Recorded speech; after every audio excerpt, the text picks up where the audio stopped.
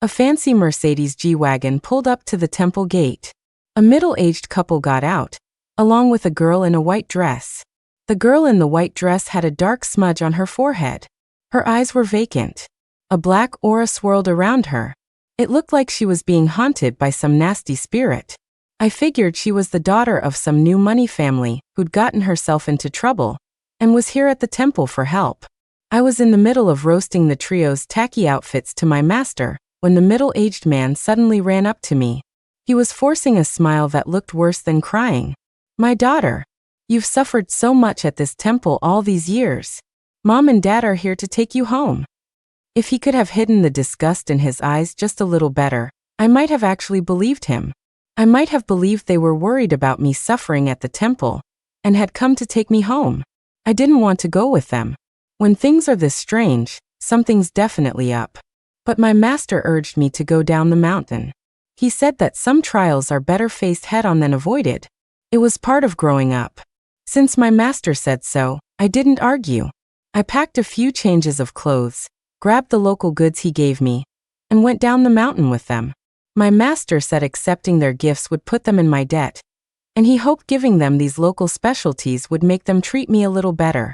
"Don't put that woven plastic bag in the car, it's filthy," the woman screeched, looking at the bag in my hands with disgust.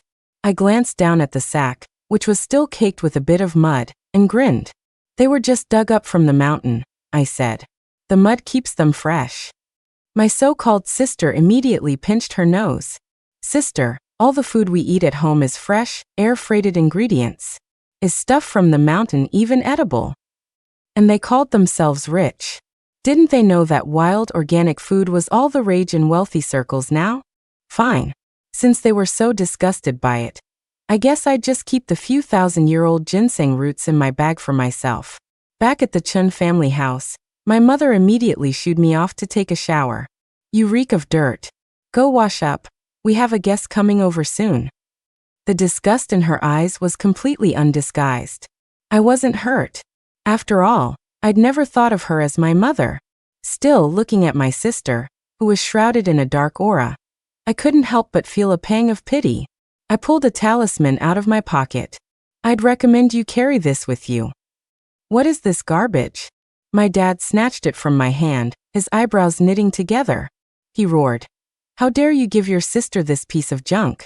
The talismans your sister has used since she was a child are all custom made by a true master. Get this embarrassing thing out of here." As if that wasn't enough, my dad tore the talisman I'd offered Chelsea to shreds. Wow. A charm that people would pay a fortune for, and he'd just ripped it up. Whatever. Since they'd already decided I was useless, nothing I said would matter. We have our rules. We don't help those who don't ask. If they wouldn't ask for help themselves, then we could only go with the flow of fate. When I came out of the bathroom, I saw the master my dad had mentioned. "Hurry up and greet the master. What are you dawdling over there for?" My dad barked when he saw me, his brow furrowed in anger. Then he turned to the master with a sycophantic smile. "Master Bianca, could you take a look at her and see if her features are a match for my daughter?" The master, known as Bianca, was pointing a finger at me, her expression excited. "You want to borrow her life? She's the hay." I cleared my throat loudly, cutting Bianca off. "I need to speak with this young lady for a moment," she said, pointing at me, trying to keep her voice steady. "I hope you can give us some privacy." After Bianca had politely ushered them out, she stared at me in shock. "Senior, what are you doing down the mountain?" "As you can see," I said, shrugging helplessly. "Brought back by my birth parents.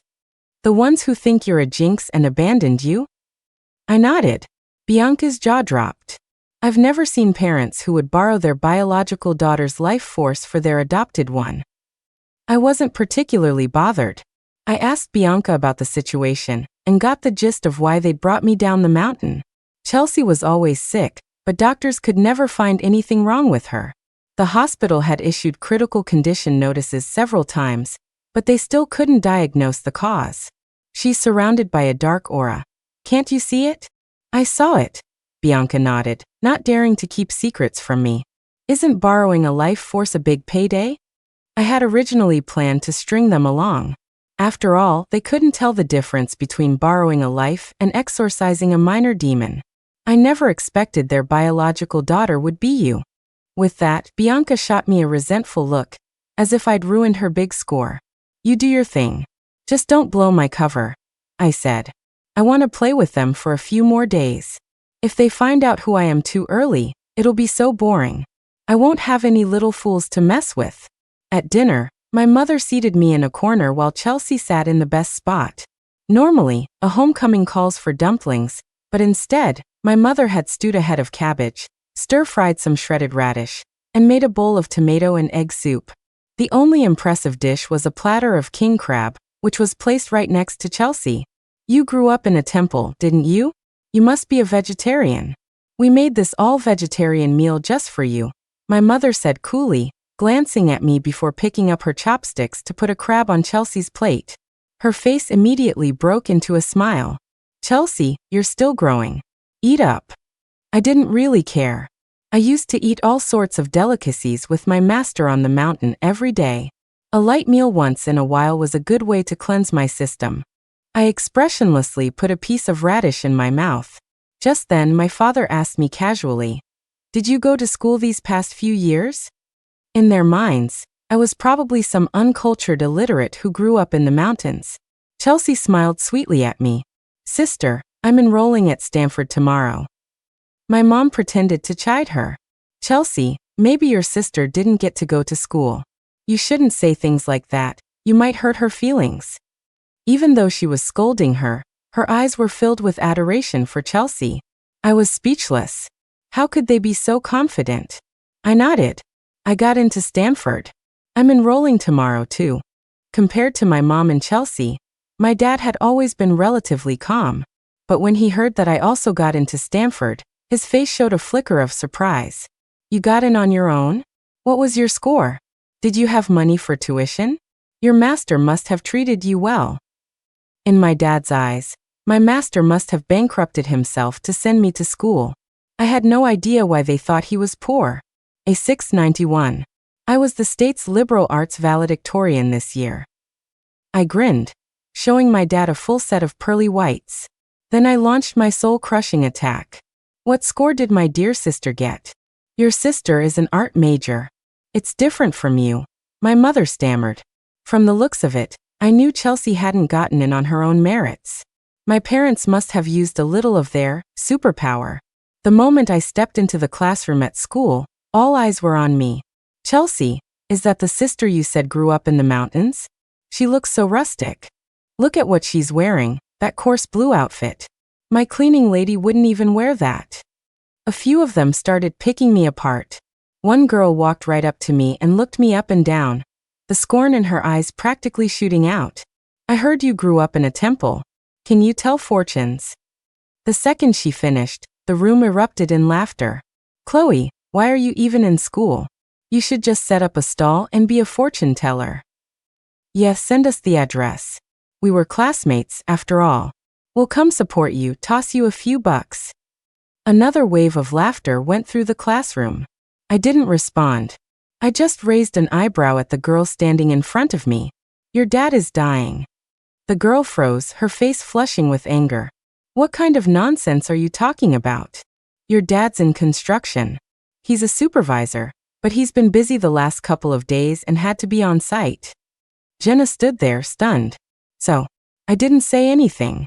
I just arched an eyebrow and glanced at Chelsea, who was standing behind her.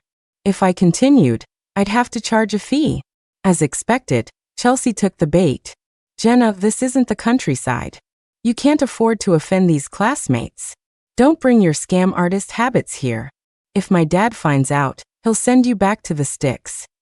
I ignored Chelsea and turned back to Jenna. "Want me to continue?" As Jenna's expression wavered, Chelsea shouted from behind her, "Jenna, don't believe her.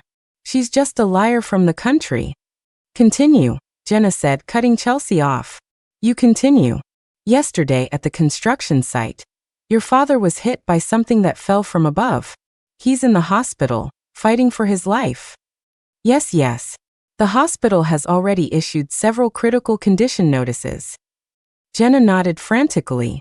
She had never told anyone about what happened to her dad at the site. I took out a talisman.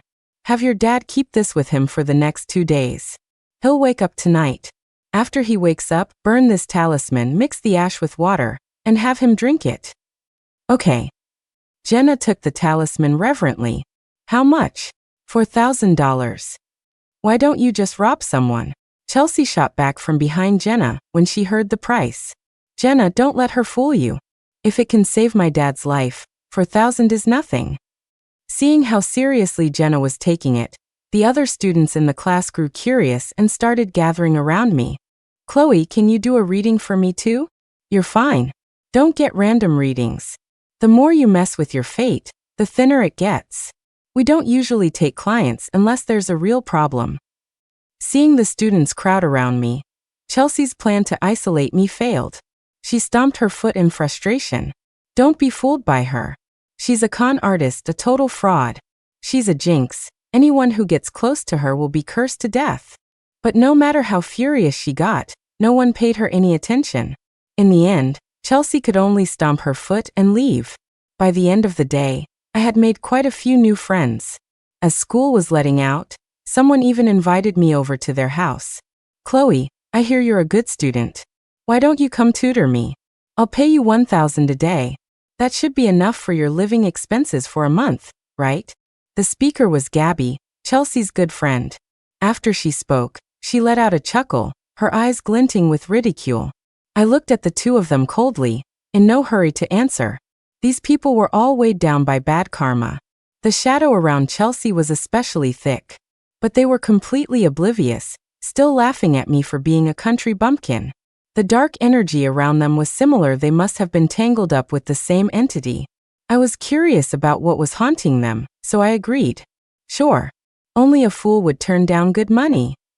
They were probably not calling me over for tutoring, but if I could make some money just by showing up, why not? When they heard me agree, they burst into another round of laughter. Chelsea, your sister is really overestimating herself. Gabby covered her mouth, laughing uncontrollably. I didn't care. Seeing that they had nothing else to say, I stopped paying attention to them. As I turned to leave, I threw over my shoulder. Text me your address later. I was still worried about Jenna's father. Since she had asked for my help, I was responsible for her. Ignoring the string of laughter behind me, I rushed to the hospital. After seeing Jenna's father slowly wake up, I felt relieved and headed to Gabby's house. As soon as I walked into the house, a wave of dark energy almost knocked me over. I steadied myself and carefully observed my surroundings. A thick, dark energy permeated the place, like a vengeful spirit with a deep grudge. Looks like this family was haunted by a restless soul. As I looked around, someone at the door stopped me. The person looked me up and down with a look of disgust. Excuse me, we need to announce you. We can only let you in with the owner's permission. I raised an eyebrow and motioned for him to go ahead. If they didn't let me in, I'd just leave. Senior. The security guard was talking on the video intercom when a voice called out from behind him, filled with surprise. Senior, you're down from the mountain. I turned around awkwardly. The person who had called out saw me turn and walked quickly toward me, looking me over with excitement. You're really down from the mountain. It's Leo. Bianca told me you were out, but I didn't believe it. What are you doing here? I didn't answer Leo's question and asked one of my own. Leo scratched his head. You probably saw it when you came in. This family has been having a string of bad luck lately. They asked me to come take a look today. As he spoke, his face lit up. It's so great to run into you here. When I first came in, I was hit by a wave of dark energy. I don't know what kind of vengeful spirit it is. I was getting nervous, but now that you're here, I'm not afraid anymore. I was speechless. First things first, don't blow my cover. I have my own things to deal with. I paused, then reminded Leo. Their situation is tricky. If you see something later that you don't think you can handle, don't force it. Just then, Gabby's mother peeked her head out the door. When she saw Leo, her face broke into a wide smile. Mr. Leo. Then, as if just noticing me, she gave me a disdainful look. You must be the tutor for Gabby. Seeing his mother's disgusted look toward me, Leo's face darkened. He was about to speak up for me, but I shot him a look that stopped him. Leo secretly texted me, telling me to be careful. He had seen Gabby sneaking into her room with a rope. After reading Leo's text, I raised an eyebrow. A rope? Were they planning to kidnap me? Interesting. I just wondered if they had what it takes to pull it off. When I went upstairs, Gabby and Chelsea were fawning over male celebrities. When Gabby saw me, she let out a snort and shot Chelsea a look. Your sister dresses like a beggar. She doesn't match your style at all, Chelsea. Are you sure she's not the adopted one? She doesn't even have the same last name as you. Don't say that, Chelsea said softly, giving Gabby's arm a gentle push. She's my sister after all. She'll be hurt if she hears that. You're just too nice, Gabby shrugged. If you ask me, she's just some hick from the country. No one would even know if we got rid of her. Then I'll leave it to you, Chelsea said, winking at Gabby. She's my sister after all. I can't bring myself to do it. As she spoke, she gave me a meaningful smile. Don't worry. Once Master Leo gets here, I'll make sure he doesn't leave here alive, Gabby said with a sinister grin. One life should be enough for the two of us, right? The two of them talked openly in front of me, not bothering to hide anything. They probably thought that even if I had magical powers, I wouldn't be getting out of their house today, so they didn't even bother to pretend anymore. Well, I'm heading home then. As Chelsea left Gabby's room, her gaze fell on me, full of mockery. It's your honor to lend us your life. You'd better cooperate. I ignored her. If they wanted my life, they'd have to see if they were fated to take it. As soon as Chelsea left, I studied Gabby closely. She had 6 lives hanging on her. A teenage girl with 6 lives on her shoulders. No wonder the entire house was shrouded in black energy. You've borrowed the lives of 6 people. At my words, Gabby froze. How did you know? Then, as if realizing something, she quickly denied it. I don't know what nonsense you're talking about. Have you been feeling like your shoulders are really heavy lately? Like you're carrying someone on your back? I ignored her denial and continued. Gabby nodded. Yes. I've been feeling so tired lately, like someone's sitting on my shoulders. Sensing that I might know what I was talking about, Gabby didn't bother denying it anymore. She grabbed my hand, her expression frantic. That's because the 6 restless spirits whose lives you borrowed are all on your shoulders, I said, pointing at Gabby's shoulder. What did you say? Gabby gripped my hands, her eyes turning fierce. Don't you try to scare me. You're just trying to save your own skin. You know perfectly well whether I'm trying to scare you or not. I looked directly into Gabby's eyes, giving her no room to look away. You tricked these 6 people into letting you borrow their life force. Right now, they're all in the ICU, barely clinging to life.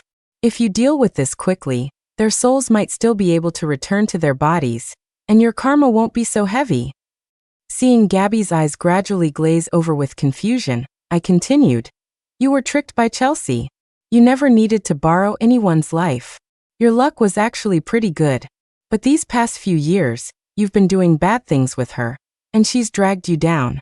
The dark energy has already spread to your temples. If you don't resolve this soon, I'm afraid your days are numbered. You're talking nonsense. Gabby's voice lacked conviction now. She unconsciously stepped back when our eyes met. Because Chelsea is sick herself, she's been going to temples everywhere for years, looking for someone to borrow life from. She used you and hurt 6 young women. Those 6 poor girls are still in your house. You'd better watch out for yourself. While Gabby was still stunned, I turned and easily opened her locked door. See? You thought Chelsea locked the door, but she never actually did. She gave those girls a chance to escape every time. They just didn't know it, and neither did you. This was also why the resentful energy around Chelsea was weaker than Gabby's. Gabby probably never expected Chelsea to backstab her. The information was too much for her to process. You're not as smart as Chelsea. She's using you as her pawn. When those restless spirits come looking for revenge, they'll only come for you. Chelsea is just hiding in the background, getting a little hit to her own luck. With that, I said no more. On my way downstairs, Leo had just finished his feng shui reading of the house.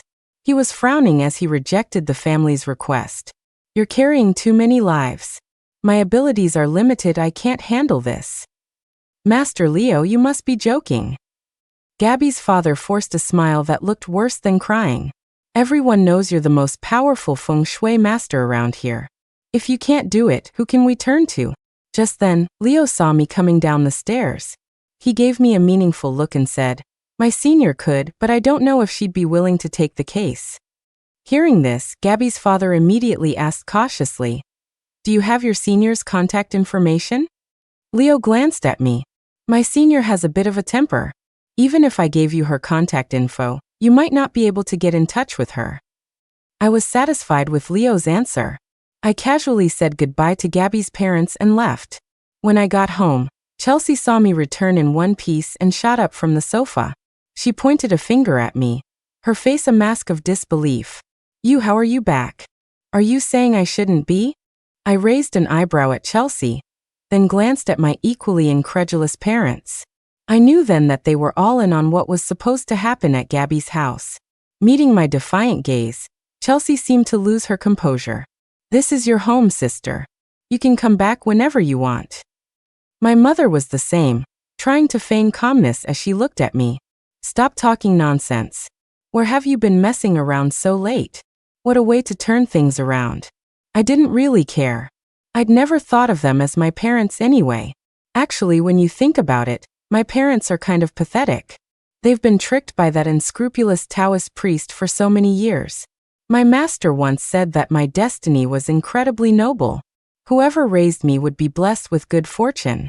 Unfortunately, my parents weren't destined for that luck. Of course, I couldn't let them benefit from my good fortune either. I had to find a way to move out of the Chen house as soon as possible. I could see the dark energy around Chelsea rapidly spreading to my parents. What if those restless spirits that had been hanging around Chelsea for so long came after me? No way. I ignored them and went straight to my room. Under the moonlight, I took out a talisman and stuck it on my door. When I came home today, I felt that the negative energy was much stronger than when I'd returned yesterday. I looked at the talisman I had put on the door yesterday. It had already turned to ash. I never expected the resentment in this room to be so strong that a talisman would turn to ash in just one night. I took out another talisman and stuck it on. I had to find a way to get out of here quickly. The next day when I went back to school, I had just stepped into the classroom when Jenna threw her arms around me. "Oh my God, Chloe, are you some kind of angel?" My dad really woke up. They gave him several critical condition notices yesterday, but last night after he drank your blessed water, he was moved from the ICU to a regular room. Hearing Jenna say that, I finally breathed a sigh of relief. As long as he's safe. Remember, when he's discharged, your whole family should go to the place where the accident happened and burn some paper money. Okay, I'll listen to everything you say." Jenna was ecstatic. "My dad wants to invite you over to our house." When the other students heard Jenna talking to me, they all crowded around us, chattering away. "Your dad drank Chloe's talisman water and he's really okay? Is Chloe really that amazing?" Jenna nodded, gripping my hand with gratitude. "Chloe, from now on, you are the savior of the Jiang family. Whatever you want, just ask. We'll do our absolute best to grant it. Anything." I raised an eyebrow. Just when I was feeling sleepy, heaven sent me a pillow. I nodded firmly at Jenna. "Anything? In that case, could I stay at your place for a few days?" I had been thinking about leaving the Chen's house yesterday, and today Jenna was offering me a favor. I wouldn't be staying down the mountain for long, so buying a house would be a waste. If Jenna was willing to let me stay at her place, I would even throw in a prosperity talisman as a thank you. "Is that all?" "Of course."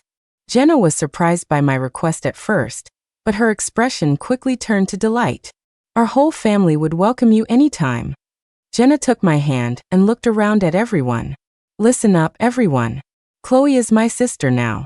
If any of you messes with her, you're messing with me." Although Jenna's father was in construction, her grandfather was a big deal. He was the richest man in the city.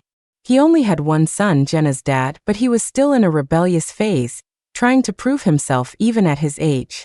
Jenna's grandfather had already decided to take her dad out of the line of succession. Instead, her older brother had been raised as the heir since he was a child. So Jenna held a certain status in the class.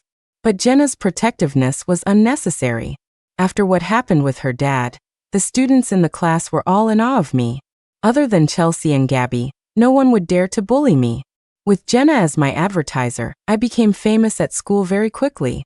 I spent the day doing readings for a few people who needed them and made a decent amount of money. As school was about to end, Gabby was hovering in my direction, looking like she wanted to say something but couldn't. I wasn't planning on paying her any mind and was about to pack my bag to go get my things and move to Jenna's. "Can we talk for a minute?" As I was slinging my bag over my shoulder, Gabby finally mustered the courage to stop me. I nodded and started walking, signaling for her to follow me. I led Gabby to the athletic field. It was empty, and no one would notice us there. Gabby's eyes were red. She had clearly been crying. She told me everything she and Chelsea had done, and how Chelsea had tricked her. Through Gabby, I learned that the Chun family's business had been booming all these years entirely because Chelsea had been borrowing other people's fates. But the karmic retribution had all fallen on Gabby. Not only was her family's business declining, but her own health was getting worse and worse. For the past 2 years, Gabby would get sick every time the weather turned cold, and doctors couldn't find anything wrong. On July 15th of this year, she almost died. That's when her family got desperate and started looking for masters to check their feng shui. Chelsea had managed to trick Gabby thanks to that wandering Taoist priest from years ago. Chelsea used the priest's reputation to her advantage, claiming she had a third eye and could see people's fortunes.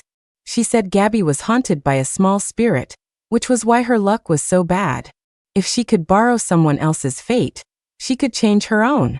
At that time, Gabby's family had just lost several business deals in a row. Her father was struggling and started grasping at straws. This gave Chelsea the opening she needed. "I know I've done terrible things, but I really don't want to die. Chloe, please save me," Gabby pleaded, clutching my hand like it was a lifeline. I looked at her coldly. "How do you want me to help you? Please save them, okay? Save those 6 girls, please." I breathed a sigh of relief. I had been worried Gabby would ask me to destroy the spirits of those 6 girls. Thankfully, she still had some conscience left. "Okay." I agreed to Gabby's request. "But I have a condition. After I help you, you can't do these things anymore. Stay away from Chelsea." Okay. I promise. Gabby nodded like a bobblehead. "From now on, I will never do anything like this again, and I will never hang out with Chelsea again." She looked like she was about to swear an oath. "All right." I felt reassured and walked out of the school with Gabby. "Then come with me." Gabby and I were walking hand in hand out of the school gate when we ran into Chelsea. Seeing me and Gabby holding hands, Chelsea looked like she'd seen a ghost. "What are you two doing together? Gabby, you shouldn't be with her. You'll become unlucky." As she spoke, Chelsea reached out to grab Gabby's hand. But before her hand could touch Gabby, Gabby forcefully shook her off. "Chelsea, I suggest you stay far away from me. From now on, if I see you, I'll beat you up." "Gabby," Chelsea, still clueless about what had happened, whispered in a hurt tone. "What's wrong? Don't be fooled by that country bumpkin Chloe. What did she say to you? Is she trying to drive a wedge between us?" "Shut up, you." Gabby rolled her eyes. "Stay away from us." With that, Gabby pulled me away. The people around us saw what happened and started pointing and whispering about Chelsea. Feeling humiliated, Chelsea didn't want to stick around. She covered her face and ran off. I went with Gabby to her house. This time, her parents had lost all of their previous arrogance and looked at me cautiously. "We heard from Master Leo that you are his senior." Gabby's mother wrung her hands, looking a bit uncomfortable. "I'm so sorry. We were blind before. We're truly sorry." "It's fine." I waved my hand dismissively. "I looked at your house last time I was here. The problem is with your daughter." As I spoke, I had already set up a formation around the room and asked Gabby to step into the center. "Do my parents need to come in?" Gabby asked, showing some filial concern. I shook my head. "No need. The problem is with you. We just need to resolve the restless spirits attached to you." With that, I bit my finger and dotted a drop of blood on Gabby's forehead. Then I took a talisman from my pocket, burned it over a flame, and asked her parents for some water. I sprinkled the ash into the water, made a potion, and handed it to Gabby. Drink this. Gabby now had complete faith in me. Without a moment's hesitation, she took the water from my hand and drank it all. Seeing Gabby drink the water, I closed my eyes and began to chant softly. Almost instantly, the spirits swiftly departed, going to where they were supposed to go. A weight lifted from Gabby. Without me having to say anything, she instinctively opened her eyes. Are they gone? Gabby looked at me as soon as she opened her eyes, her gaze filled with gratitude. I feel so much lighter. Yes, I nodded, glancing at the formation surrounding her. Don't touch this formation for a while. Let it stay. And this talisman, keep it with you for 49 days, then burn it. Mix the ashes with water and drink it again. That will clear your karmic debt. Gabby nodded repeatedly. I then turned to her parents. Sir, ma'am, you should try to do more charity work in the coming years. If you make any unexpected profits, donate it all. For the next few years, just keep enough to live on, nothing more. They also nodded again and again. Master Chloe, thank you so much. We are truly grateful.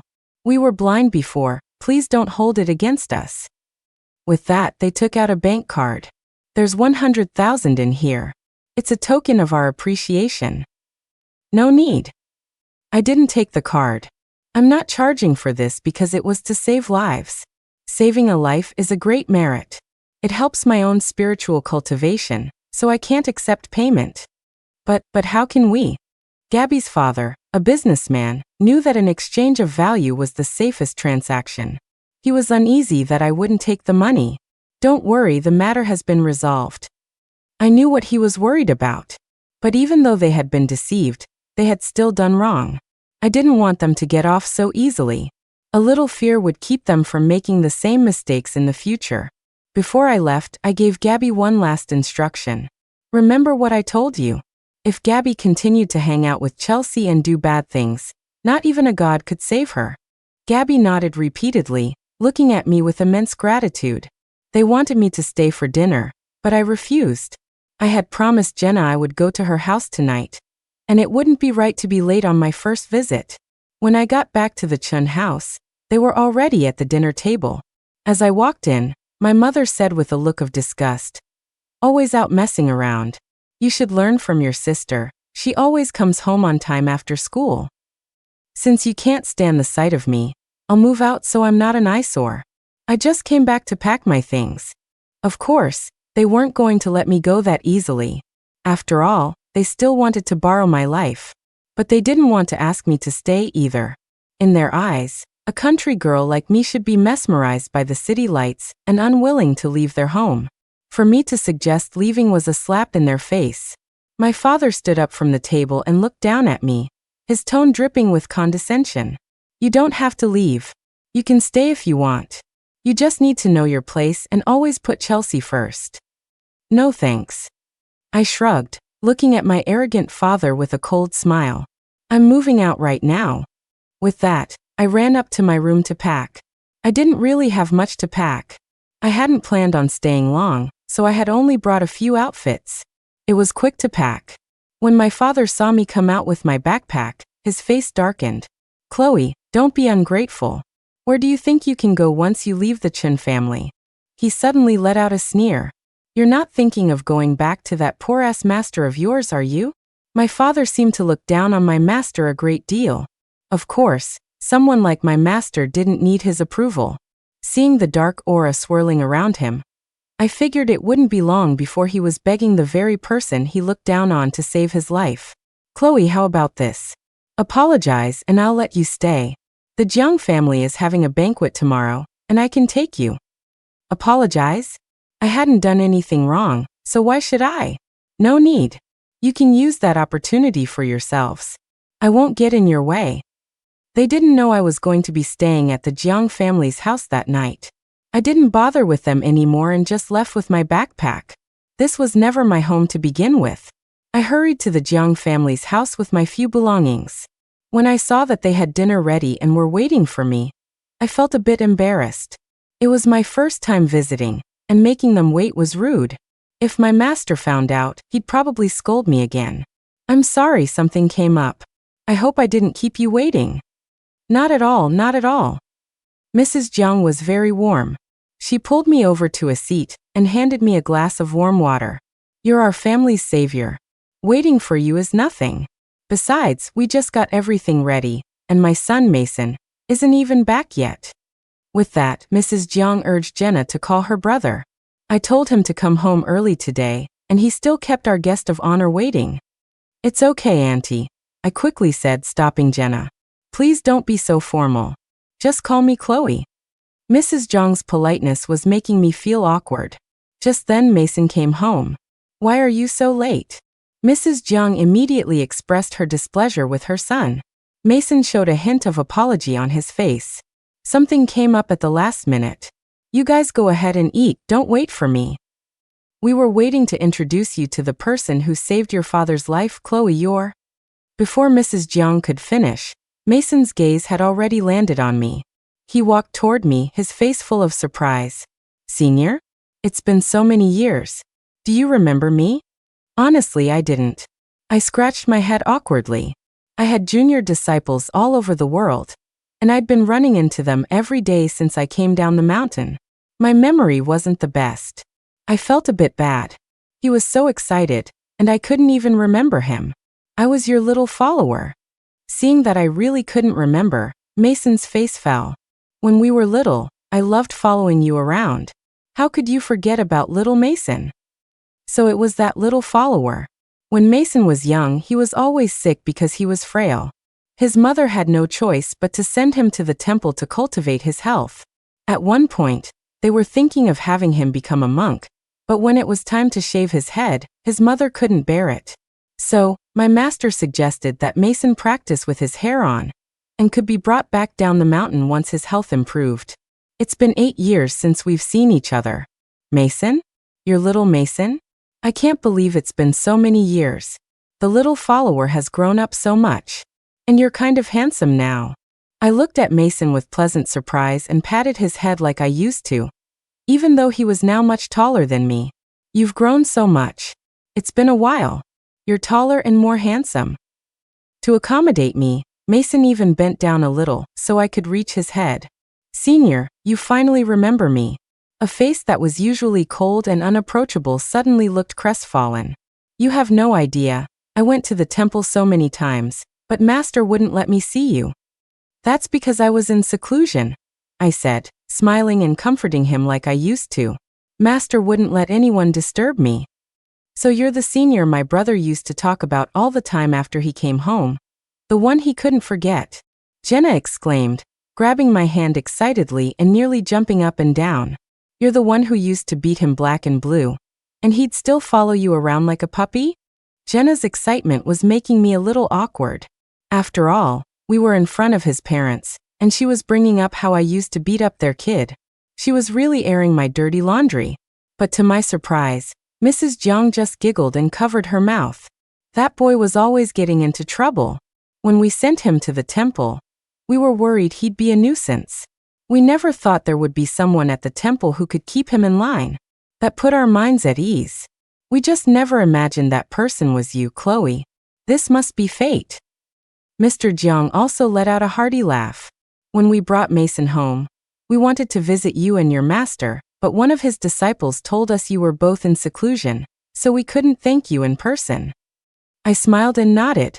Yes, Master was in seclusion for a while back then, and wasn't seeing anyone. I never thought I'd have such a connection to the Jiang family. After a bit more small talk, we finally started dinner. Later that evening, when Jenna was showing me to my room, she whispered, Chloe, our family is going to the old estate tomorrow for a banquet.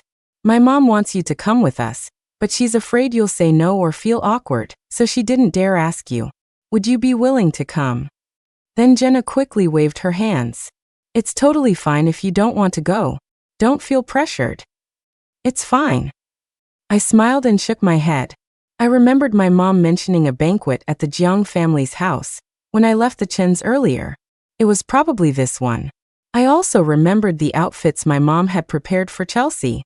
She was probably planning to find her a rich bachelor at this event. How could I miss such a good show? Thank your aunt for the invitation. I'll go with you tomorrow. Really? Jenna was so happy to hear I was going that she jumped for joy. Then she whispered again, Chloe, to be honest, my mom also wants you to come to the estate because she needs your help with something. But you just moved in, and you've already helped us so much, so she's too embarrassed to ask for another favor. I smiled and waved my hand. It's not like I didn't get paid. Besides, you're helping me by letting me stay here. There's nothing to be embarrassed about. I paused, then asked, Is it something about your grandfather? Yeah, Jenna nodded. I can't really explain it, but you're so amazing, you'll probably know as soon as you get there. I nodded. Given my history with Mason, I would have helped his family anyway. And since Mr. and Mrs. Jiang had been so kind as to take me in, of course I would do everything I could to help. The next evening, when Jenna and I got home from school, Mrs. Jiang came toward us with a smile, holding 2 evening gowns. Chloe, I picked out a couple of dresses for you. See which one you like. I was about to say that the clothes I was wearing were fine, but seeing the expectant look on Mrs. Jiang's face, I couldn't bring myself to refuse her kindness. I glanced at them and chose a black evening gown. It wasn't until we got to the Jiang family's old estate, and I saw Mason that I realized why Mrs. Jiang had prepared those 2 dresses for me. No matter which one I chose, it would have matched his outfit perfectly. Looks like Mrs. Jiang was trying to play up the childhood sweethearts angle. But when I arrived at the estate, I didn't notice anything out of the ordinary. Although the place showed some signs of decay, nothing was fundamentally wrong. So I whispered to Jenna, I want to look around. I don't see anything unusual here. Jenna, of course, readily agreed. Do you need me to come with you? No need. I shook my head gently. I'll just wander around myself. Jenna briefly described the layout of the estate, and I went off on my own. After a full tour, I still hadn't found anything wrong, so I went back to the banquet hall. The guests had all arrived. I smiled and waved at Jenna, about to head over to her, when my parents spotted me. Well, look what the cat dragged in. How did the little beggar get in here? Yesterday, I had defied their wishes and insisted on leaving the Chen family, and they were still furious with me. Their words were as harsh as they could be. I wasn't angry. I just gave them a faint smile and was about to walk away. After all, they were about to have a run of bad luck, and I didn't want to get involved and have it rub off on me. The Jiang family's banquet isn't for just any riff-raff. Security. What are you doing? How could you let someone in without an invitation? My mother wasn't going to let me off that easily. When she saw me trying to leave, she grabbed my arm and started shouting for security. I sighed and decided to play along, standing still. My mother didn't manage to summon security, but she did get Jenna's attention. When Jenna saw my mother grabbing my arm with a menacing look, she immediately stepped in front of me and said sharply, Mrs. Chun, Chloe is an honored guest of our family, not the riff-raff you're talking about. She saved my father's life. She is our family's savior. Oh, you poor girl. Don't be fooled by this little beggar, my mother said, taking Jenna's hand with a sycophantic smile. She's just a scam artist from the country. Your father was probably fine all along, and she just got lucky. Exactly, Chelsea chimed in. Jenna, don't be fooled by her. She just lived in a temple for a few years. She can't really tell fortunes. It's all just tricks and scams. Don't fall for it. The commotion quickly drew a crowd. They didn't know what was happening and gathered around to watch, pointing and whispering. Seeing the growing crowd, my mother began her performance. Wiping away fake tears, she announced to everyone, This is my daughter. She's just never been close to us. She insisted on running away to live in some temple. After a few years, she came back and started scamming people. We've been worried sick about this child. This daughter is nothing like our younger one, who never gives us any trouble. As she spoke, my mother didn't forget to push her adopted daughter forward. Chelsea played her part perfectly, nodding along. My parents have worked tirelessly for my sister's sake, but she refuses to even come home. How can such an ungrateful person achieve anything, even if she lived in a temple? Hearing Chelsea's words, the crowd began to point their fingers at me. Hearing them twist the story, Jenna was so angry she was stomping her feet. She tried to defend me, but her one voice was no match for theirs. Just as she was fuming, Mason walked over. He looked cool and detached, as if no one else existed. But as he got closer to me, the iciness around him melted away. He bowed respectfully to me. "Senior, grandfather is waiting for you." The crowd gasped, wondering what my relationship was with the heir of the Jiang family that he would treat me with such respect. After speaking to me, Mason turned to the crowd. "Chloe saved my father's life. This banquet was held in her honor. She is a guest of the Jiang family. Any disrespect to Chloe is disrespect to our family." Mason scanned the room, his eyes once again cold and distant. The crowd fell silent, their gazes toward me now filled with respect. My father, my mother, and Chelsea looked like they had just eaten crap.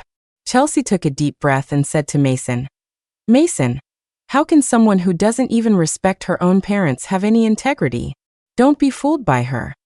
As soon as Chelsea finished, my parents seemed to find their voices again and quickly chimed in. "Chelsea is right. We've worried about this daughter our whole lives, but she won't even live with us."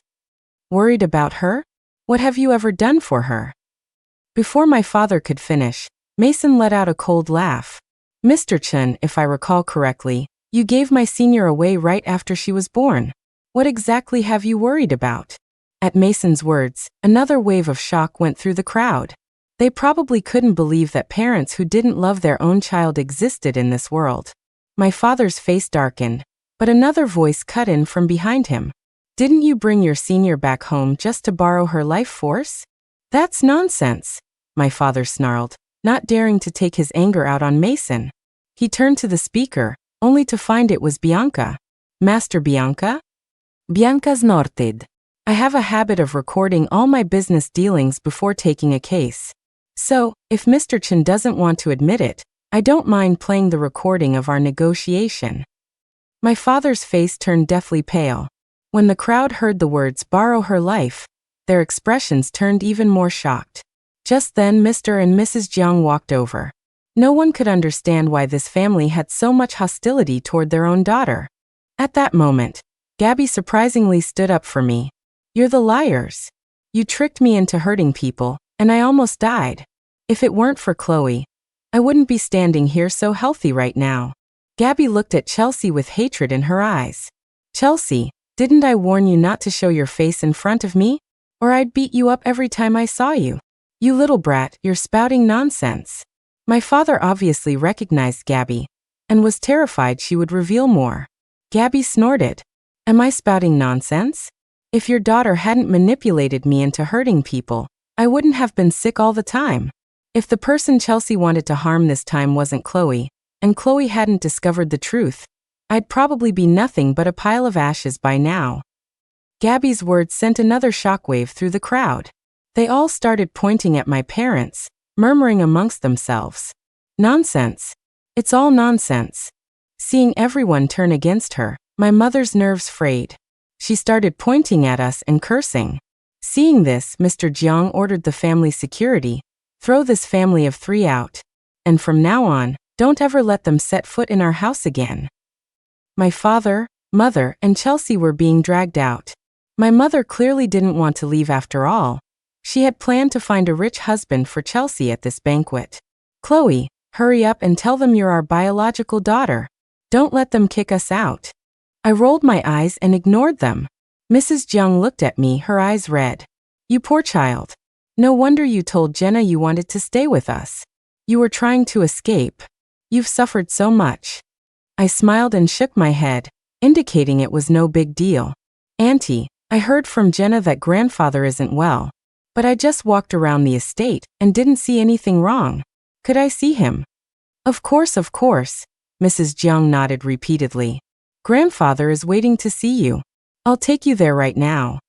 The moment I met the Jiang family patriarch, I knew something was different. It was the spirit of his deceased wife, who had returned to see him. "You and your wife had a very strong relationship, didn't you?" I asked, the words tumbling out before I could stop myself. After I said it, I realized it might have been too forward. But the old man didn't seem to mind. He nodded, a flash of sadness in his eyes as he thought of his late wife. "My wife and I grew up together. We were childhood sweethearts, very much in love. She's been gone for several years and never came to me in my dreams. But for the past few days, I keep dreaming of her. And it's only in these past few days that I've started to feel weak, as if I'm carrying someone on my back. And he was. Grandma Jiang was right there on his back. Grandfather, could we speak alone for a moment? I had seen Grandma Jiang's spirit, and she didn't seem to want to harm him. She just couldn't bear to leave. She probably had something she wanted to say to him. Of course. The old man nodded readily and gestured for everyone else to leave the room, leaving just the two of us. Only then did he ask me, "Young lady, is my wife in this room?" I nodded. "She's with you, so I suppose she's in this room."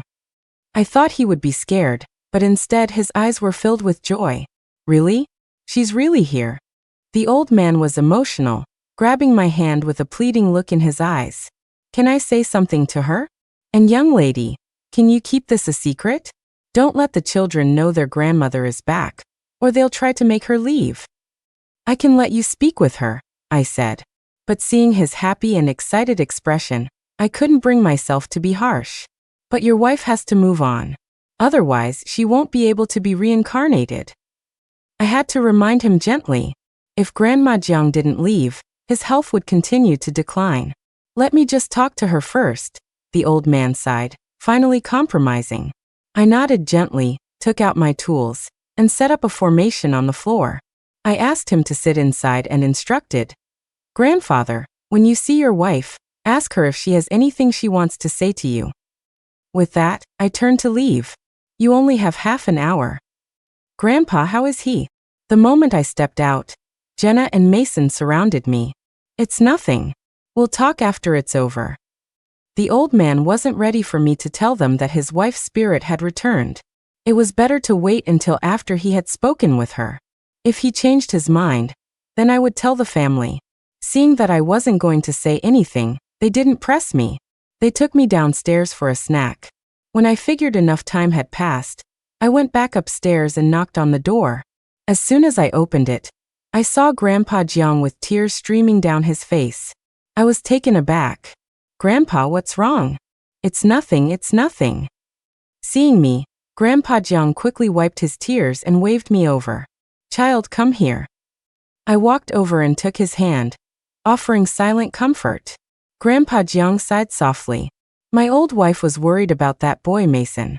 When she passed, he hadn't come back from your temple yet. She was worried. She wanted to come back and see if he was healthy, if he had gotten married and had children."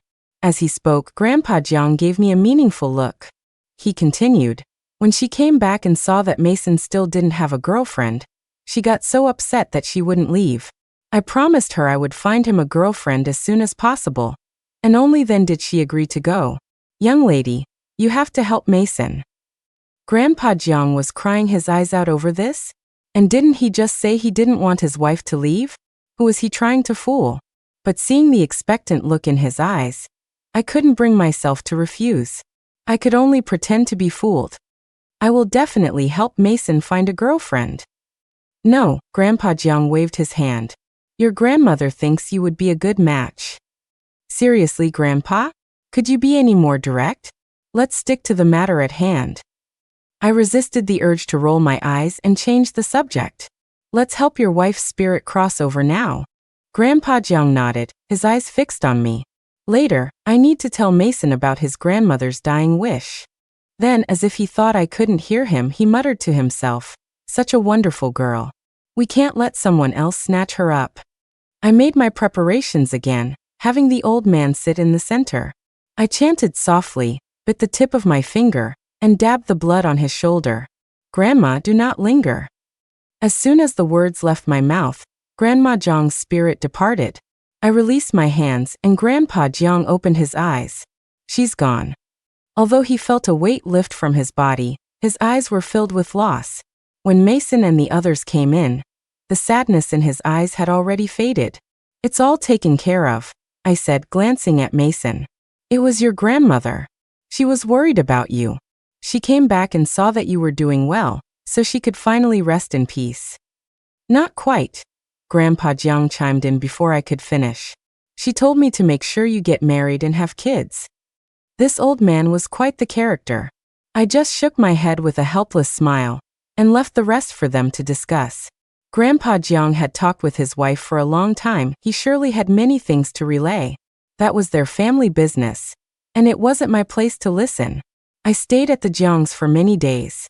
Then my mother suddenly called and asked me to come home. I didn't want to go, but she said it was something serious and tried to appeal to my emotions. When I still wouldn't budge, she started pulling rank, trying to force me to come back. I thought about it and finally decided to go. It wasn't that I was scared of them, but I was genuinely curious what they were up to. I just never imagined my mother would do something like that to me. The moment I stepped through the door, my mother greeted me with overwhelming warmth. "Chloe, you're finally back. You have no idea how much your mother has missed you." She even tried to hug me. I quickly dodged her.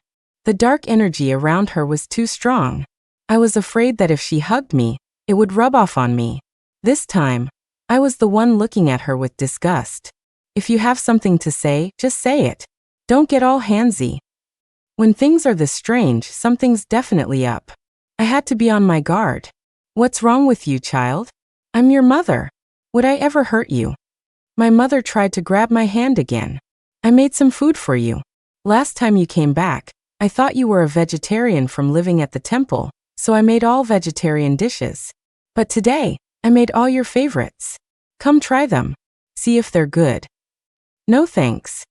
Their eyes were shifty. Who knows what was in that food? "Just say what you need to say. I'm busy. I don't have time to play games with you." After being rejected by me twice, my mother was starting to lose face. She was about to lose her temper, but Chelsea gently held her back.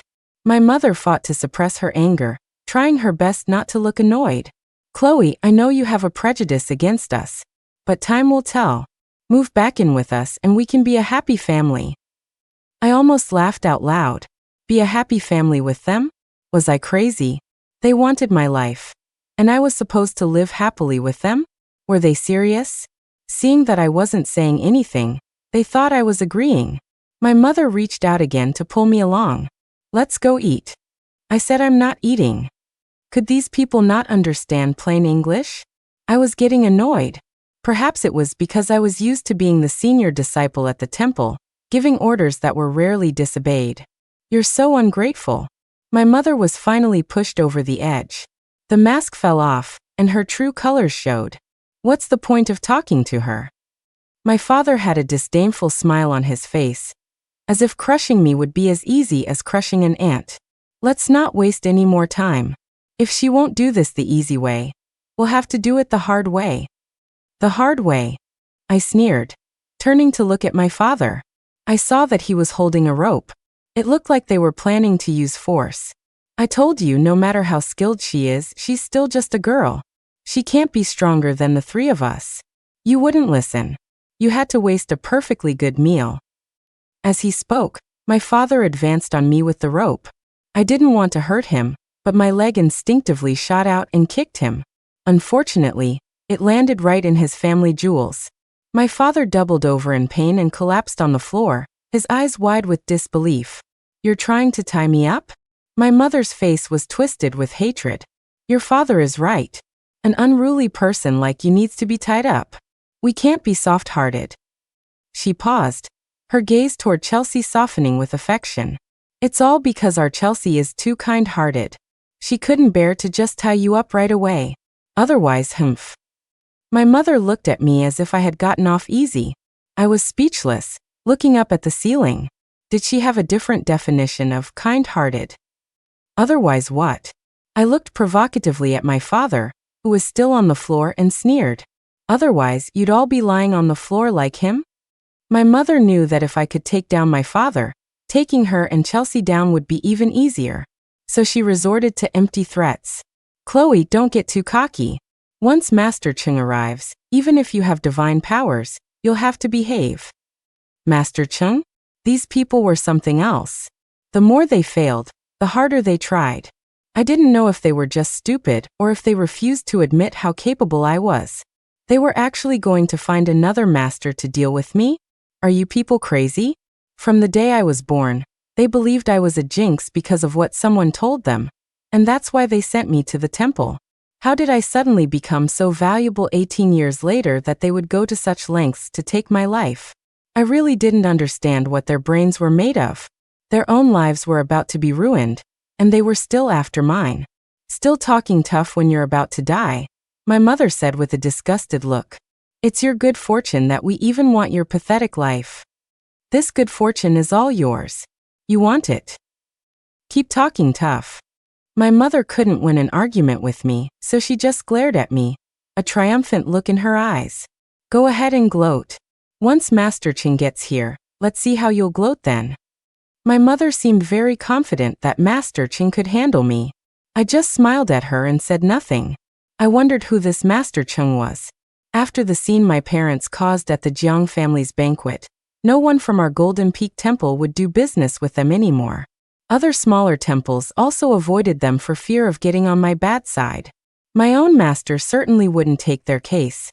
Under all this pressure, the fact that my parents could still find someone to help them borrow a life for Chelsea was, I had to admit, pretty impressive.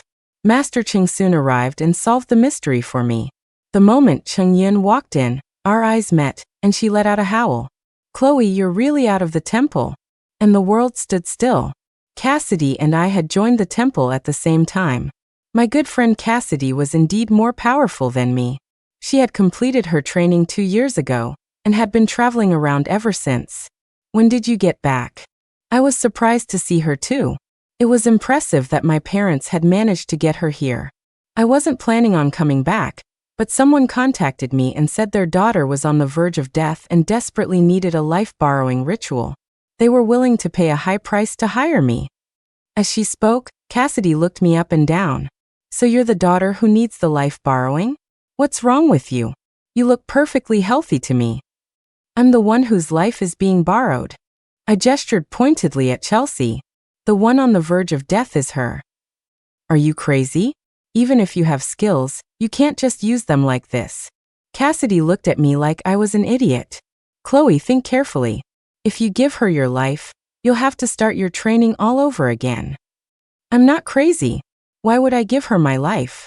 I rolled my eyes and gestured toward the floor with my chin, signaling for her to look. Didn't you see that man with the rope, about to tie me up? Only then did Cassidy notice the person lying on the floor. When she saw the rope in his hand, she flew into a rage. Didn't you tell me the person whose life was being borrowed was willing? If it's not voluntary, my own skills will be affected. She's willing.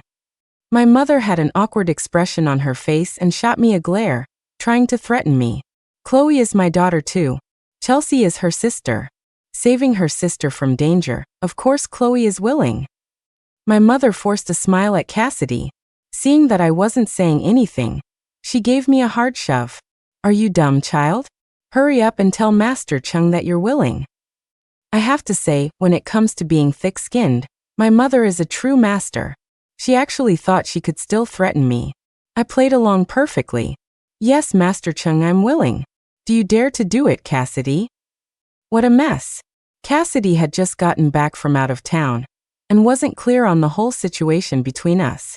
But seeing us like this, she knew our relationship was tense, and she certainly wasn't going to go through with it. She gave Chelsea a cold look and understood what was going on. Your family has committed too many sins. And with a bad omen around, you're bound to have bad luck. Cassidy gave me a faint glance. I'm leaving. Are you coming? Cassidy hated being deceived more than anything. It was clear now that no matter how much money my parents offered her, she wouldn't take the job. Master Chung, please don't go yet. My mother didn't catch the hint in Cassidy's words and actually tried to stop her. You're right, our family does have a bad omen. She looked at me resentfully. It's all your fault. If it weren't for you, your sister wouldn't be like this, and Master Chung wouldn't be leaving. I don't know if my mother has a problem with comprehension. Even Cassidy was stunned by her incredible interpretation. I mean, the bad omen is right next to you, Cassidy said, pointing at Chelsea, who was standing beside my mother. You mean Chelsea? You must be mistaken. Our Chelsea has been our little lucky star since she was a child. As long as we do what she says, we get rich. My mother paused, as if to add more weight to her words. Chelsea has always been our lucky star. The only bad omen is Chloe. She's borrowed other people's luck. It might look good for now, but there will be a backlash later. Cassidy was speechless. Chelsea's fate is not good. Impossible. Master, you must be mistaken. Take another look. How could our Chelsea be a bad omen? My mother remained obstinate. Cassidy couldn't be bothered to argue with her. She slung her bag over her shoulder and walked out. Chloe, hurry up. I'll wait for you outside. I nodded. After Cassidy left, I sighed and said to my mother, for the sake of our relationship, let me give you a piece of advice. Chelsea has too many lives on her shoulders. You should stop thinking about borrowing lives. The more you do it, the weaker her own fate becomes. You should focus on helping her find peace for those spirits first. I paused, looking at my mother, who was shrouded in black energy, and added, sell this house. Donate all the money you have. It might help you. You jinx. My mother shoved me, nearly knocking me over. I watched as she stood with her hands on her hips, glaring at me and cursing. You're a curse. The moment you show up, you start wishing bad things on us. Why should we donate the money we worked hard for to others? My father chimed in, pointing at my nose and yelling, you ungrateful child. You raise a hand against your own father, and then try to trick us into giving away our hard-earned money. It's a good thing we didn't raise you, or you would have wasted all our money. Hard-earned money. It was earned using someone else's good fortune. That kind of ill-gotten wealth was bound to bring disaster. But they didn't take my warning seriously. I just acted like I didn't know anything. I had warned them several times, which I considered my duty as their child. Whatever you want. The consequences won't fall on me anyway. They wouldn't listen, and there was nothing I could do. I slung my bag over my shoulder and prepared to leave. Seeing me about to go, my father threatened me in a rage. Chloe, you better think carefully. The Jiang family aren't your real parents. They'll get tired of you one day. If you try to come back then, we won't take you in. Nice words. As if they had ever taken me in before. I ignored him and continued to leave with my bag. Cassidy was always well informed. By the time I came out of the Chun house, she had already found out the whole story. Seeing me walk out, her eyes were filled with pity. Chloe, are you sad? What's there to be sad about? I shrugged, not really caring. I never considered them my real parents, so what they do doesn't bother me. You're back just in time. Let's rent a place together. It's not right to keep staying at the Jiang's house. Cassidy nodded. She had the same idea. I don't want to go back to the temple yet. Let's go look for a place. Going back to the temple meant losing freedom. And Cassidy loved her freedom more than anything. She'd put it off for as long as she could. Cassidy and I found a hotel near the Jiang's house. You wait here for a bit. I'm going to the Jiang's to get my things. Cassidy nodded. I'll go look around the neighborhood. When I got to the Jiang's house, Mrs. Jiang was cooking. She breathed a sigh of relief when she saw me. You're finally back. If you didn't come back soon, I was going to send Mason and Jenna to the Chens to rescue you. When my mother had called me, Mrs. Jiang had been against me going. She had a feeling my mother was up to no good. And she was right. But with my skills, they were no match for me. I smiled at Mrs. Jiang. It's okay, Auntie. I paused, looking at her smile. I felt a bit awkward saying what I had to say. What's wrong, Chloe? Mrs. Jiang saw my hesitation. She put down what she was doing and asked with a smile. Whatever it is, just tell me. Don't be a stranger. I smiled sheepishly at her. Auntie, I'm moving out. What? Why are you moving out? Was my hospitality not good enough? Or did Mason and Jenna bully you? Before I could finish, Mrs. Jiang cut me off anxiously. Chloe, if I did something wrong, just tell me and I'll fix it. Please don't move out. Auntie, you've been wonderful to me. Mason and Jenna didn't bully me either. Everyone has been great. I took her hand to comfort her. Auntie, I ran into a friend of mine. She's here by herself too, and I want to stay with her. Well, that's easy. Mrs. Jiang waved her hand. You can both stay here with me. Your friend must be just as wonderful as you are. We'd love to have her. That would be too much trouble for you, Auntie. I'd feel bad. I smiled and politely declined her offer. Seeing that I was insistent, Mrs. Jiang didn't press the issue. She helped me pack my things, her voice full of concern. Chloe, if you're not happy living outside, remember to come back. This will always be your home. I know, Auntie. I smiled and nodded. The motherly love I had never felt from my own mother, I felt from Mrs. Jiang. I gave her a hug, my heart filled with warmth. After saying goodbye to Mrs. Jiang, I went back to the hotel near her house with my bag. When I got back to the hotel, Cassidy wasn't there yet. I was bored, flipping through TV channels, when Jenna called. Chloe, how could you move out without telling me? Where are you now? I want to come hang out. As soon as I answered the phone, Jenna launched into a barrage of questions without giving me a chance to speak. I had no choice but to send her my location. Before long, Jenna arrived with Mason in tow. The moment Jenna walked in, she started complaining. It was my brother who wanted to know where you were, but he was too shy to ask, so he made me do it. As she spoke, she gave me a knowing look. I've never seen my brother so interested in anyone before. I blushed and glanced at Mason, who also looked embarrassed. Don't listen to Jenna. Oh, so now you're shy? Jenna teased us with a smile. Mason's fair skin was so red it looked like it was about to drip blood. Seeing that Jenna wasn't going to let him off the hook, I quickly covered her mouth with my hand. Okay, I get it. You can stop now. I understand. At that, Mason's face turned even redder. What do you understand? It was just a tactic to shut Jenna up, and now she was making a big deal out of it. I was speechless. I was about to ask the troublemaking siblings to leave when the amulet around my neck suddenly grew hot. My heart skipped a beat. This was a token from our Golden Peak Temple. If the amulet got hot, it meant a fellow disciple was in danger. At the same time, I received a message from Cassidy on my phone. It was a string of garbled text. Seeing the message, I knew it had to be her. Something's come up, I have to go.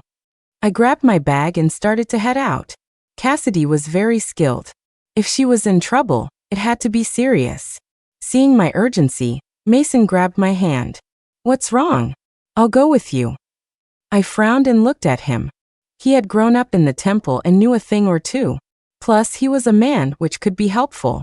Okay, let's go. We can't waste any time. I quickly pulled him toward the door. Jenna followed us. I'm coming too. No.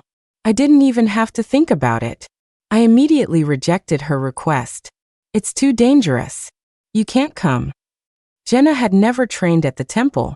If things got really dangerous, I was afraid we couldn't protect her. It's okay, I'm not scared. Afraid we would leave her behind, Jenna clung to my arm. Please take me with you. I want to see. She even held up her fingers and swore an oath. I promise I won't cause any trouble. I'll do whatever you say.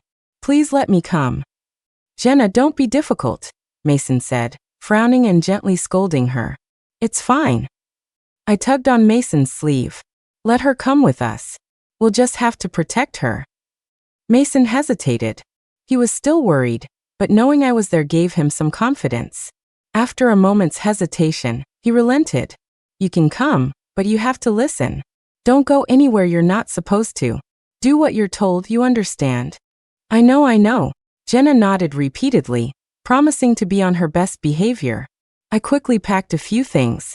Looking at Jenna and Mason, I still felt uneasy. I took 2 talismans out of my pocket and handed them to them. Keep these with you. If you need to, stick them on someone's forehead. They'll keep you safe. As I spoke, we hurried out the door. I did a quick calculation and figured out Cassidy's general location. Mason drove while Jenna marveled. No way, Chloe, you're a goddess. You can even figure out where people are? Not exactly. We're from the same temple, so we have a connection. Jenna nodded. So, the reason my brother couldn't find you all those years is because his skills aren't good enough? Wow. She really knew how to connect the dots. I almost gave her a thumbs up. Don't worry. It should be fine now, I said, changing the subject. The jade amulet on my chest was no longer hot, which meant Cassidy was probably out of immediate danger. With Cassidy's skills and mine, there probably wasn't anything we couldn't handle. But the direction we were heading looked familiar. We were going toward my mother's house. Could Cassidy have gotten into trouble at the Chen's? Yeah, Mason nodded, frowning at the navigation. This is definitely the way to the Chens. The Chen family. I silently did a divination. When we arrived at the Chens, Cassidy was tied to a chair. But Chelsea and the others couldn't get near her. My father was clutching one wrist with his other hand, crumpled on the floor with a pained expression. My mother and Chelsea were standing, but their faces were pale, and they looked extremely unwell. I frowned at Cassidy.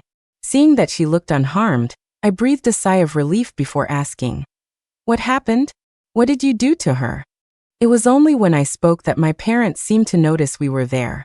My father, in particular, looked at me with a murderous hatred in his eyes. "It's all your fault, you jinx. If it weren't for you, your sister wouldn't be so sick. As soon as you came back, my business started to fail, and we even had an accident at the factory. It's all your fault."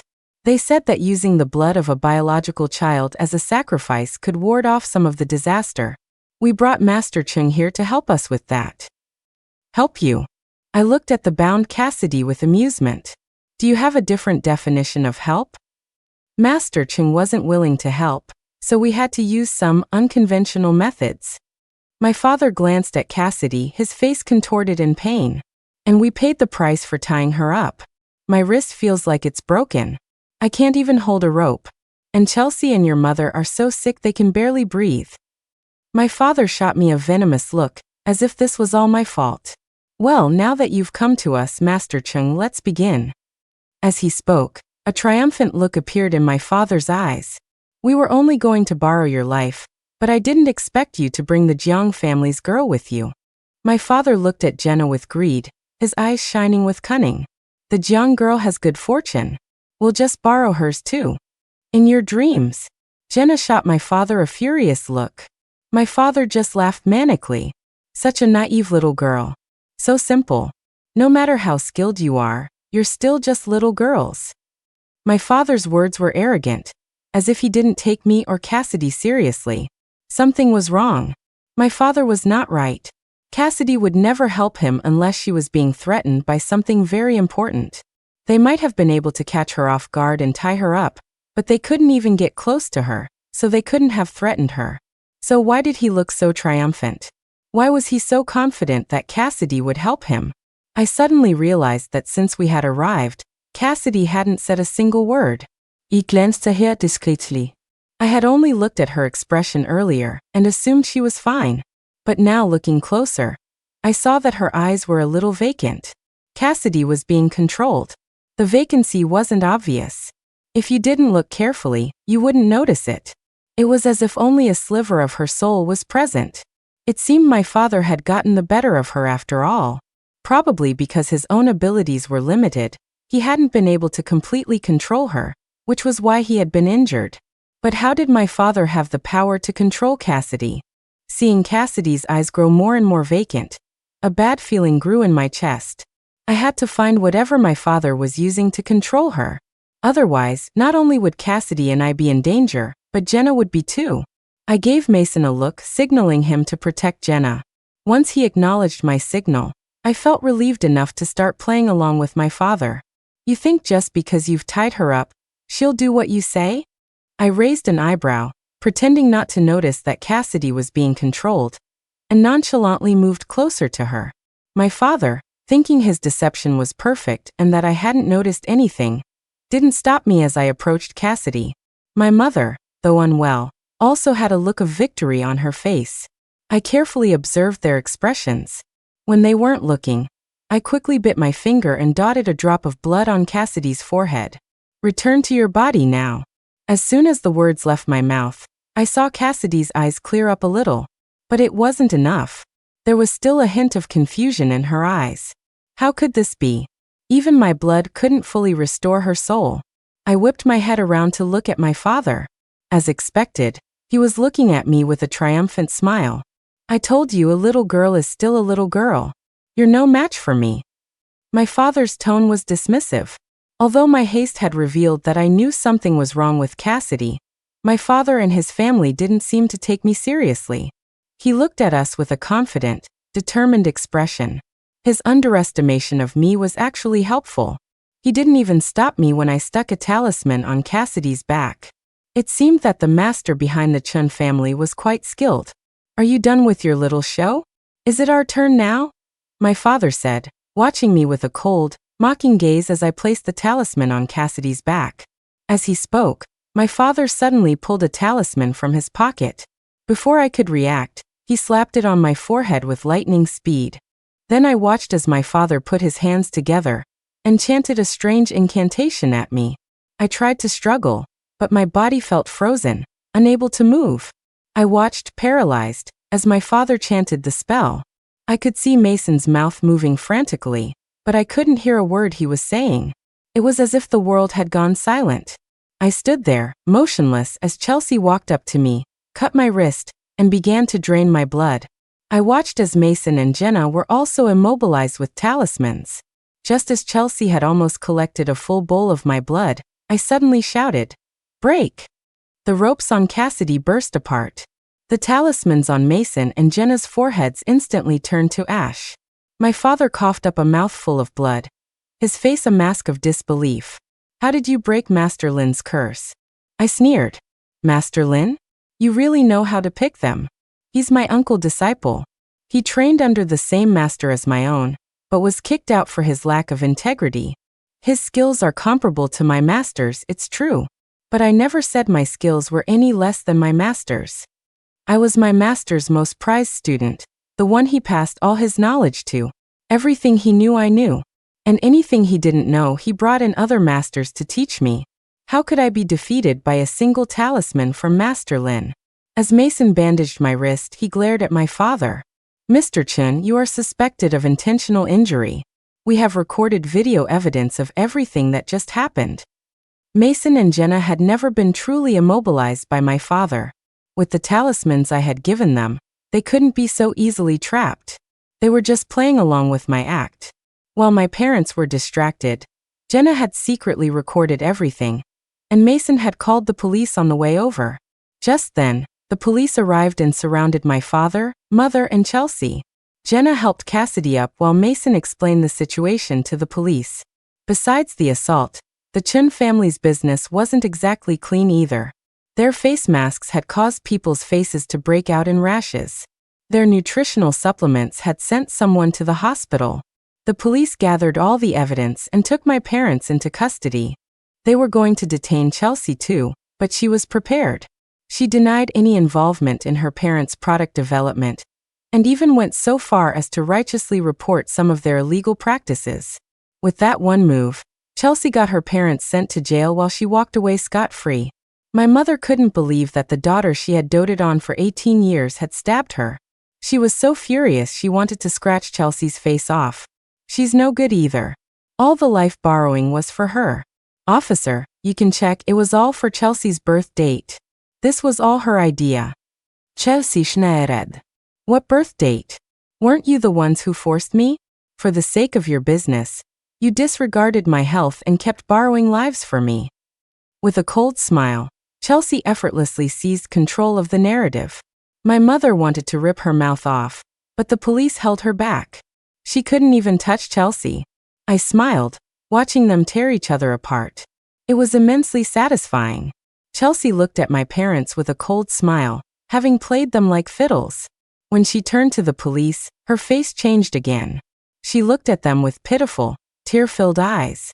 "Officer, you must understand that Chloe is their biological daughter. In what world would parents sacrifice their own daughter's life for an adopted one? They're lying. I have evidence." As soon as Chelsea finished, I handed a USB drive to the police. "This has all the proof of Chelsea's involvement, as well as all the bad things she's done over the years." I paused, then looked at my parents with a mocking smile. The monk from all those years ago was actually hired by my uncle. He was paid to say that I was a jinx, also you would adopt his daughter. Chelsea is my uncle's daughter. At the time, my family wasn't as wealthy as they are now, but we were comfortable, much better off than my uncle. So he got greedy and hired a wandering monk, the kind who would do anything for money, to say that I was a curse and that Chelsea would bring prosperity to the family. Everything Chelsea had ever said, every decision she had guided my parents to make, was all orchestrated by my uncle. Chelsea had never thought of my parents as her own. She had been taking their money to support my uncle, letting him live a life of luxury. I laid it all out for my mother, watching with satisfaction as the realization that the daughter they had cherished for 18 years was someone else's dawned on them. The bitterness and heartbreak in their eyes were almost palpable. I savored their regret. It was pure bliss. They had abandoned me, and now they were getting what they deserved. If they had been good people, I wouldn't have done anything. I would have even prayed for them. But everything that had happened to them, they had brought upon themselves. I handed the evidence against Chelsea to the police and glanced at her. Just moments ago, she had been gloating, and now she was a prisoner too. It felt great.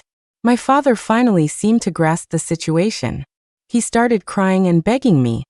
"Chloe, we're your real parents. Are you just going to stand by and watch us get arrested? Chloe, think of a way to help those people. That way my sentence might be shorter." "I will help those innocent people," I said, looking down at him with cold indifference. "But not for you. I'm doing it for my own good karma. Your sins are too great. I warned you how to atone, but you refused to listen and only did worse things. I can't save you, and I don't want to." With that, I turned and walked away, not wanting to hear their insincere apologies. I led Cassidy and the others out of the Chun house. They had abandoned me 18 years ago, and now I was abandoning them. From this day forward, their lives had nothing to do with me. I looked up at the starry night sky and let out a long breath. It was time to go back to the temple. The trial my master had spoken of was over. I had nothing left to keep me here. I had already learned everything they taught in school back at the temple. I had only gone because I was bored. I was glad I had made a friend like Jenna. When Jenna heard I was going back to the temple, she immediately got upset. "Chloe, if you go back, what about my brother? You should just take him with you." "If I take him with me, your entire family will be at the temple every day, wailing about me stealing your heir." I winked at her, then glanced at a nervous-looking Mason. "You can come visit me at the temple. The future is long. I'm still young. I never said I was going to be single forever.